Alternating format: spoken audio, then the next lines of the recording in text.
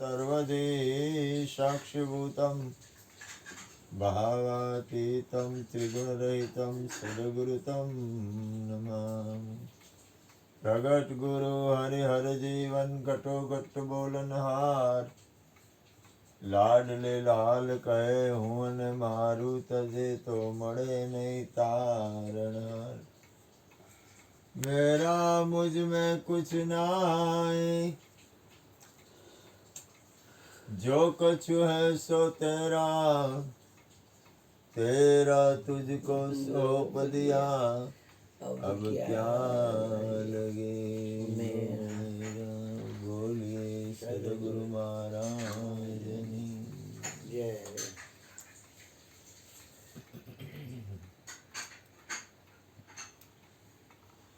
સદગુરુની કૃપાથી આપણે નિત્ય સત્સંગ હાલે છે। થોડું ઘણું વાતાવરણ પ્રમાણે પરિવર્તનશીલતા તો આવે, એ તો રહેવાનું, કારણ કે આ આખું એક ચક્કર છે, એટલે પરિવર્તનશીલતા તો રહે, પણ મૂળ સ્થિતિ છે આપણી, એમાં કાંઈ ફેરફાર નહીં થાય। બાકી તો મારો અંતરાત્મા એમ કે છે, લખ્યા નહીં તો ખરેખર કોઈ કરતું નથી, કાંઈ થઈ રહ્યું છે। આ એક આખા બ્રહ્માંડમાં, આખા વિશ્વમાં એની રચના છે, એની રચના પ્રમાણે આખું વિશ્વ હાલી રહ્યું છે। આપણને એમ લાગે કોઈ કાંઈ કરે છે, પણ ખરેખર કૃષ્ણ કહે છે ને કે કોઈ કાંઈ કરતું નથી। એ વાક્ય સાચું છે, તો કે હું કામ સાચું છે? કોઈ કાંઈ કરતું નથી, સાચું હું કામ છે?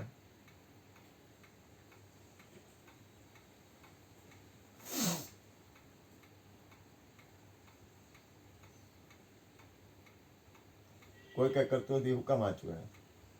ગોઠવેલું એટલે કોઈ કાંઈ કરતું નથી, હું કામ સાચું હે? કોઈ કાંઈ કરતું નથી, હું કામ સાચું હે? આત્માએ કાંઈ કરતો નથી, પરમાત્માએ કાંઈ કરતા નથી,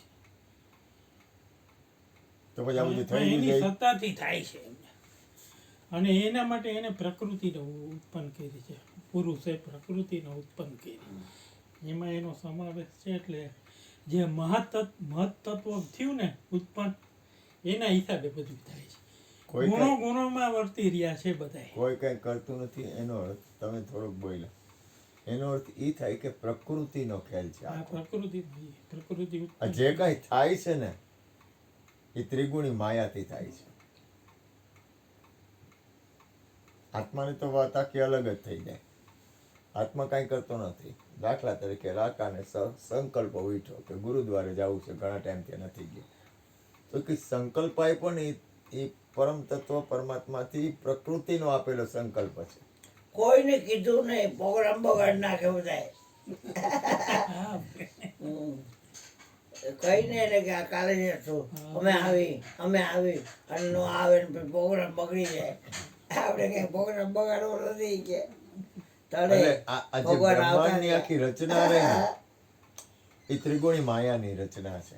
કોઈ પણ વસ્તુ કાંઈ પણ બને છે ને, તો એ બને છે ને એ બધી ત્રિગુણી માયાને લઈને, કારણ કે આ શરીર રહ્યું ને એ 5 તત્વ અને 3 ગુણથી બનેલું છે, ત્રિગુણી માયાથી બનેલું છે।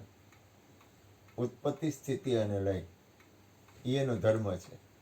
એટલે આખા બ્રહ્માંડની રચના આદિ અનાદિથી આમને હાલે છે, એમાં કાંઈ થાય નહીં, કાંઈ થાય નહીં, એમાં બહુ ઝાઝી મહેનત ન કરાય।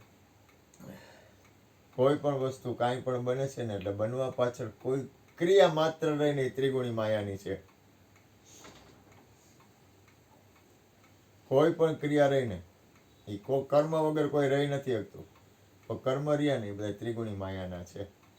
એટલે જે કાંઈ બને છે એનો સ્વીકાર કરી અને પરમાત્માને પ્રાર્થના કરીએ કે આપણા જીવનથી બને એટલી આપણી અંદર, આપણે અને બીજાને કોઈ પણ જાતની આપણાથી કોઈની સ્વતંત્રતા ન જોતું હોય, એ બહુ મોટું મહત્વ છે। બોલો સદગુરુ મહારાજની જય। હવે ગોરધનભાઈ થોડુંક બોલે એટલે આપણે સત્સંગ પૂરો કરીએ।